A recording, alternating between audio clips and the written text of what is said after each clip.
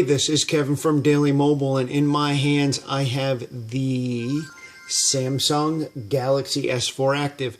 The S4 Active is kind of Samsung's answer to someone who wants an S4 and all its features, but doesn't want a phone that they're going to need to case up immediately, or just want something a little more durable. This has basically all of the same innards as the original S4. It's got the 5-inch display at the 441 ppi. It's got your 2 gigs of RAM. It's got your 1.9 gigahertz processor. This is still sporting Android 4.22. It's got 16 gigs of internal memory, which you can expand up to 64.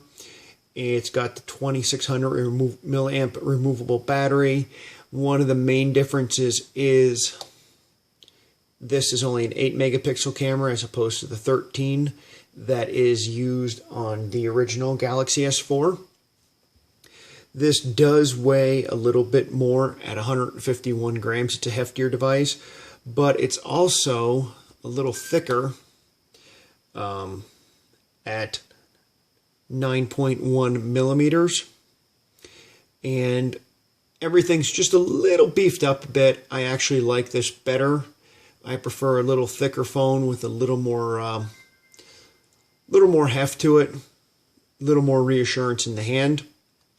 It's a personal thing. I know a lot of people really like the direction Samsung's going with the thin phones. I like a little beefier phone. The other differences are, if you will notice, that your buttons, your 3 Android buttons, are raised up there a little bit, and you can't see it, but they have a tactile feel to them. Same thing here with your volume rocker. It's raised up, and it's got like a tactile feel. Again, your bumpers, same thing. And your lock unlock button, you're doing the same thing. One of the main differences is this device is waterproof and quote-unquote dustproof. Now, I haven't had a chance to test out the dustproof yet, but I know everybody is here for the waterproof part, so we're going to do that right now. I've tested this just kind of under my kitchen sink. I haven't fully immersed this device yet, but we're about to here on camera. Nice bowl of water here for you. And let's just screens off. I should mention before you do this, it was made specifically clear that here is your USB charger port, and we have to make sure that that's closed.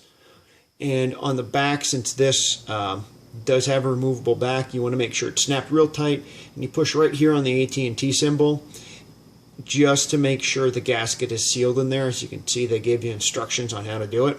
So let's give this thing a dip. Got a little there on the wall, that's okay. So we're going to take this out. They state it's good for 30 minutes, I believe, and up to 3 meters. So this is not a device that you're going to take with you swimming.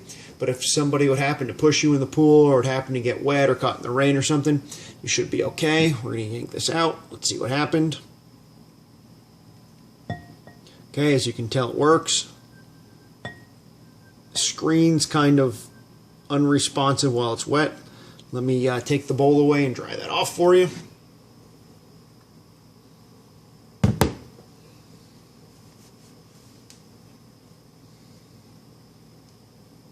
Okay, dried it off.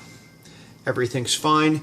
The other little difference here is because this device can go underwater in the camera, if we go into modes, they have this thing called Aqua Mode, appropriate for taking underwater pictures. Now, let's see what it tells me here. You'll be unable to touch the screen underwater, use the volume key or the record key instead, blah, blah, blah, blah, blah, blah, blah. So we are going just to use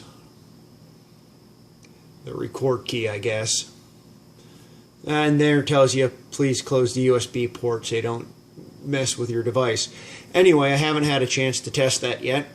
I will test that sometime this week, no doubt, and get you some pictures. If you guys have any questions or something you'd like to see me test, you can either leave that in the comments or you can send me a direct tweet. I am Nokia Knowings on Twitter. Thanks for watching.